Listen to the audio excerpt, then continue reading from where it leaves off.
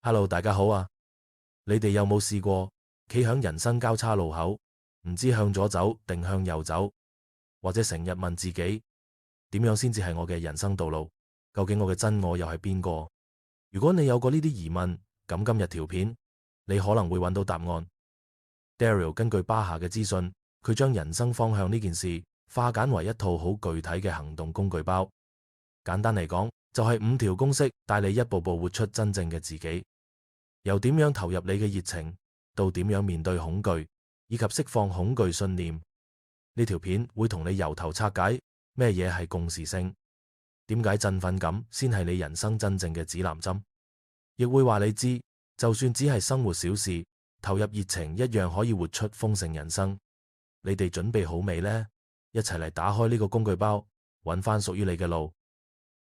當一個人開始探索意識，接觸靈性，成日都會問：我嘅人生道路應該點行？點先分得出咩先係真實？我嘅真我究竟又係邊個？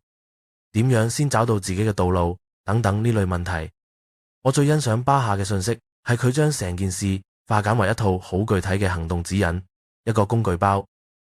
呢個工具包可以幫我哋更容易找到自己嘅人生方向。簡單講，工具包入面有5個原則，巴夏叫佢做公式。第一，做你最投入、最熱衷嘅事。第二，盡量堅持落去，堅持到底，直到冇辦法再繼續為止。第三，行動嘅時候唔好執着，唔好預設任何結果。第四，無論發生咩事，保持正面心態。第五，檢視你嘅信念系統，放低所有基於恐懼、負面、過時、唔再適合你嘅諗法。點解呢套嘢會有效？因為將你嘅熱情化為行動。但咩係熱情？咩係振奮？創造力又係咩？吸引力又點解？巴夏解釋，我哋有物質心智，亦有更高嘅心智，即係非物質嘅心智，係我哋一直留喺靈性狀態嘅一部分。佢引導我哋，守護住我哋。我哋本身就係靈性嘅一部分，正正經歷緊呢場物質世界嘅夢。非物質嘅心智點樣引導我哋？就係透過向我哋發信息，但因為佢唔係物質，呢啲信息會以能量嘅形式傳過嚟。我哋嘅身體會將呢股能量轉化成熱情、興奮、吸引力、創造力、愛等等嘅感受。所以當你遇到一啲事情強烈吸引你，好振奮，嗰樣嘢就正正係你人生嘅熱情所在。嗰啲就係非物質更高心智同你講，呢條就係你嘅路，呢步就係你嘅下一步，呢個就係真正嘅你，呢個就係你真我嘅頻率。當你願意為呢份熱情踏出一步，你就係回應緊非物質更高心智。收到，我聽到你啦。所以行動係好緊要，因為行動先至係物質世界嘅語言，唔係得把口講，唔係齋諗，而係真係去做。當你真係行動，你就係同非物質嘅心智講：我聽到你啦，我願意相信你引導我，呢步真係我人生道路嘅下一步。我想投入去嘗試，去探索。我想做真正嘅自己，活出你認為嘅嗰個我，因為呢個先係我真實嘅靈魂頻率。所以為熱情而投入就係工具包嘅第一步，係絕對有必要願意去採取行動，因為理想嘅事情先可以開始發展。呢件事唔使係啲咩驚天動地嘅大冒險，亦唔使係一世人嘅事業，又或者一個超級大 project。跟隨熱情可以由生活好簡單嘅嘢開始，每一日你都大把嘢可以做。你可以落街散步，睇下書，同朋友傾下偈，食餐飯，睇出戲。如果你暫時未有令你想用成世去做嘅事情，咪由簡單嘅開始，等佢慢慢累積。你睇下身邊有咩可以先入手，揾一件就算只係多少少令你心動，令你覺得振奮嘅選擇，做咗先，盡你能力去做，全力以赴，直到冇辦法再繼續為止。個重點係件事可以好簡單嘅，當你對呢個選擇採取行動，你就已經啟動咗共時性，去為下一個瞬間再下一個瞬間鋪路。如果同一時間有2-3件事令你同樣興奮，咁你不如擲個銀仔，因為有時擲銀仔反而可以幫你分清楚邊樣更令你振奮。你可以同自己講，公仔我就行 Plan A， 自我就行 Plan B。 一擲出咗字，你即刻諗，哎呀，我寧願係 Plan A。 咁你即刻就知 Plan A 對你有更大嘅熱情同吸引力。如果擲完之後都係一樣，你對兩件事都係咁振奮，你都係有能力去做，咁行邊條路根本無所謂，因為共時性會再次出手。如果你揀咗嘅路做緊嘅嘢根本唔係最啱你，共時性自然會安排一啲情況幫你轉返去另一條路。因為你要讓共時性同更高心智帶路，你要學識聽佢哋講，因為更高心智就好似企喺山頂俯瞰成個山谷，而物質心智嘅你就係響山谷底睇唔到下一個彎，但更高心智就可以睇到，所以更高心智會透過對你傳遞充滿熱情頻率嘅信息，展示真正嘅你係點，然後話你知，只要你肯行出呢步，你就會行啱路。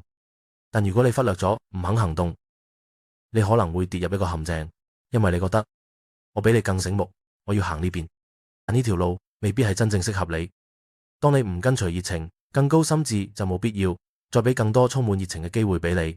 如果你連送到上門嘅機會都唔願意行動，所以當你順住熱情而行，就會好似滾雪球咁越滾越大，創造出物質心智同更高心智之間嘅對話。更高心智可以不斷送更多機會俾你去實踐熱情，呢啲機會會越積越多，越嚟越大，直到你成個人生都充滿熱情。就算你只係喺生活嘅小事上投入熱情，你都係做緊你最熱衷、最吸引你、最令你振奮嘅事，你一樣可以活出一個豐盛嘅人生。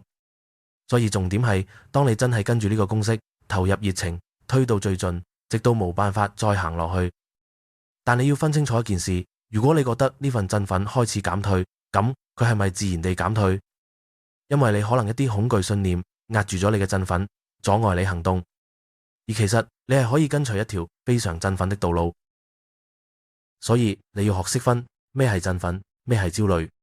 如果你容許振奮自然減退，唔係你自己阻擋住嘅，而係佢自然減退，你對件事已經冇乜興奮，咁你就喺下周圍揾下一件同樣吸引到你嘅事，然後再投入去做。當嗰件事有減退，你再找下一件，唔係咁表面嗰個熱衷事似唔似有冇關係，而係熱衷嘅事同樣都有令你振奮，呢個先係重點。呢樣嘢話你知，佢哋全部都係你人生道路嘅一部分，振奮感先係真正嘅連結，呢條就係你要跟隨嘅線索。有時睇落完全唔關事，你可能會諗呢樣同我之前做緊嘅有咩關係啊？完全兩回事嘅。但如果呢樣嘢係當下最令你振奮嘅事，佢就係話你知，佢同所有令你振奮嘅事都係環環相扣嘅。呢個工具係點運作，我哋一陣會再講。但你要明白，有時人會假設，通常令自己振奮之路，一定要係一條由 A 到 Z 嘅直路，咁先叫正路。但其實好多時迂回曲折嘅路，先至係真正阻力最少及最快嘅路。因為呢一刻你可能需要經歷嘅事，要先響迂回曲折中有過嘅體驗，先可以明白你而家呢一刻嘅經歷。呢啲振奮感會同你講，你而家需要，會帶你連結之前迂回曲折嘅經歷。因為所有振奮都係互相連結嘅，以及每一種振奮嘅展現方式都有關係。呢個我哋一陣都會再講。所以真正嘅重點係你要信任生命流動，跟住振奮帶你去嘅地方。因為如果你堅持行一條直路，而嗰條路根本唔係你真正道路，你一定會遇到重重障礙拖慢你。但一條睇落好長好迂回嘅路，如果佢真係你嘅道路，佢反而會係最快嘅捷徑，仲會幫你加速，更快到達目的地。所以盡你能力去做，用你嘅想象力盡量充分咁去實踐。如果你見唔到機會，必要時就自己創造機會。你盡可能全力以赴，盡可能堅持落去。呢個工具包下一啲要講嘅就係呢個公式說明書，係一本教你點樣創造我哋物質實相嘅操作指南。佢嘅核心就係唔好對結果有任何堅持，任何假設，唔好定死我投入咁多，結果應該要點點點之類。因為真相係，雖然我哋物質心智以為自己知道理想結果應該係點，但其實我哋一啲都唔知結果應該係點樣。有時我哋會估中，有時共時性會俾個暗示我哋，然後我哋會話太好啦，同我預料嘅係一樣。但千祈唔好跌入一定要咁樣先得嘅諗法，因為你嘅物質心智冇更高心智咁多資訊。有時對你有利嘅事情係需要發生，但可以同你預期嘅完全唔一樣。所以如果你堅持一個想要嘅結果，反而可能會阻礙你得到你當下最需要嘅事情。有時你可能需要吸引一啲你唔想要嘅事情。而下一條原則就係無論顯化出嚟嘅係咩，都要保持正面心態。呢個心態先係真正運作方式。因為就算顯化出嚟嘅事情唔係你想要，我唔係話呢樣嘢好定唔好，而係純粹客觀嘅睇，佢只係唔夾你嘅頻率，唔屬於你，唔係你人生所追求。但保持正面心態可以令你好好利用呢個顯化，令你極大受益。就算結果係點都好，最起碼你可以同自己講：好，呢個結果出現嘅唔係我想要，但係佢發生一定有原因，否則就唔會出現。就係呢個態度可以令你正面咁運用呢個顯化。甚至簡單啲睇，既然我知道自己唔中意咩，反而令我更加清楚自己真正中意嘅係咩結果，咁就已經係一種好積極嘅方式去處理一啲你唔中意嘅事情。因為你已經完成咗呢個顯化出現目的，佢自然就會消失。你已經完成咗佢出現嘅使命，你可以釋懷，繼續向前。巴夏話呢個其實純粹係物理學，要付出先有回報，你冇辦法感知，你冇個頻率。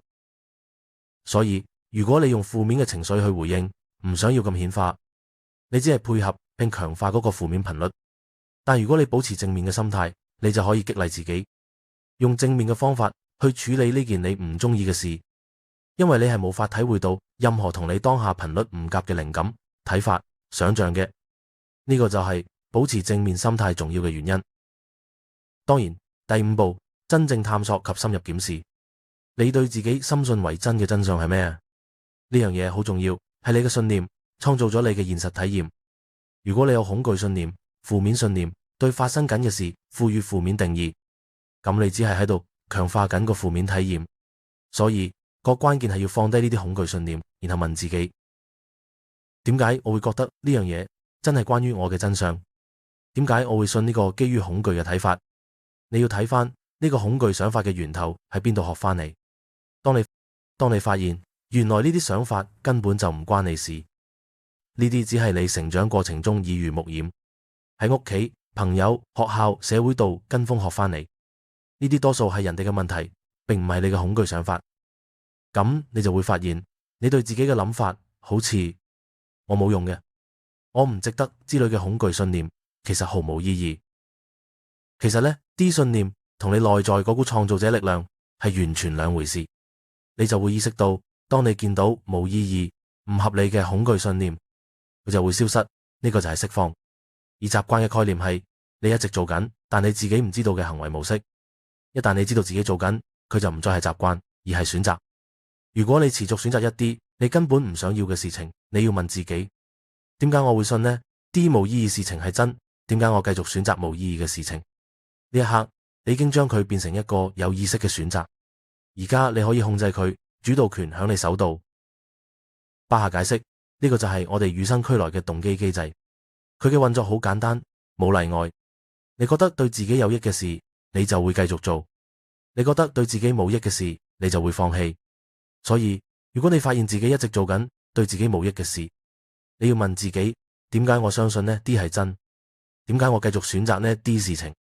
只要你明白呢個動機機制，所以如果你發現自己一直選擇損害自己嘅事，原因只得一個，就係你內心有某種信念，令你覺得呢個選擇好似好過第二個，又或者令你覺得另一個選擇比你而家做緊嘅嘢係更加差。所以你一定要問自己：如果我話追隨自己嘅熱情，追隨自己嘅振奮，結果反而差過而家，點解我會咁想？如果你真心相信投入熱情會招致壞事，你一定會用盡全力避開嘅，因為呢個就係動機機制嘅運作。你必須要理解，其實呢個係一個好荒謬嘅信念。你放眼世界，見到咁多人都做緊你都想做嘅嘢，如果佢哋做到，點解你唔得呢？阻礙你嘅只不過係你對自己嗰套深信不疑嘅真相。所以你一定要檢視呢啲恐懼信念，揾出點解你唔肯放手。而當你真係深入檢視，好多時你會發現，你信到十足嘅理由根本係站唔住腳，個理由實屬荒謬。一旦你覺得件事根本講唔通，你自然唔會再捉緊唔放，個恐懼信念就會煙消雲散，就係咁簡單。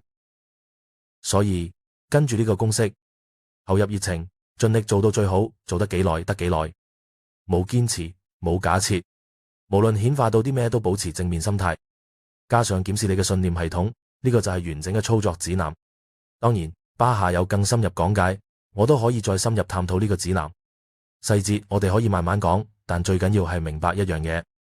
當你真係開始運用呢本指南，應用喺你嘅生活中，神奇嘅事情就會發生。當你遵循公式時，共時性會為你打開呢個工具。最緊要嗰樣係能量會嚟到你身邊，成為你人生嘅驅動引擎。你會急不及待神咁早彈起身去做你熱衷嘅事。你會發現自己從未試過咁有能量。其次，共時性會令你人生變得好豐盛，會以神奇嘅方式運作。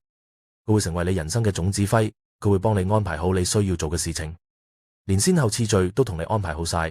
如果當日冇時間，只係想攤喺度瞓覺，就證明嗰日你根本唔需要做熱衷嘅事。共時性已經幫你安排好一切。佢就係條阻力最細嘅路，所有行動都會變得毫不費力，掙扎自然少咗。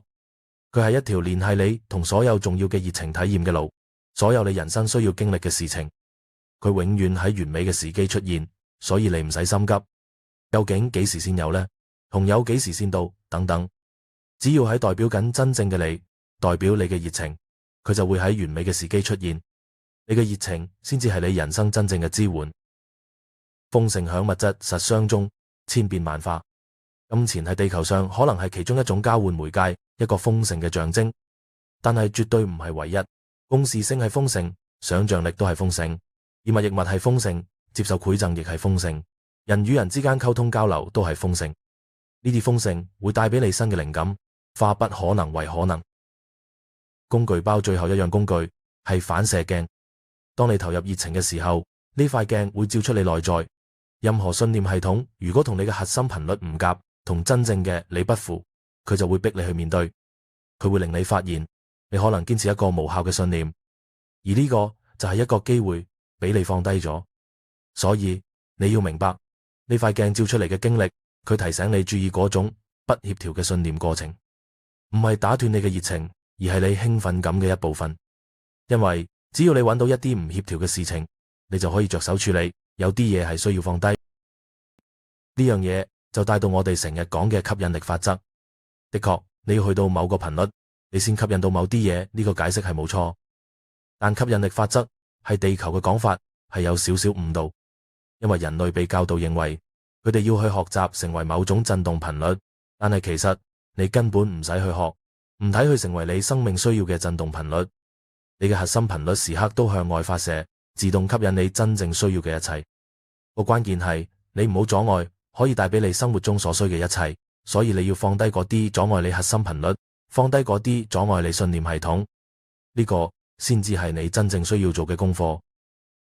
重點唔係學吸引，而係學放低同允許，允許你真正需要做一切嚟到你身邊，允許你嘅核心頻率帶俾你快樂，充實生活所需要嘅一切。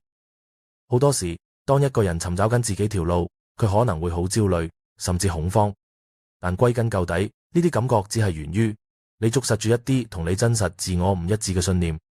所以無論係咩情況底下，都要去連結你對自己深信不疑嘅真相係好緊要。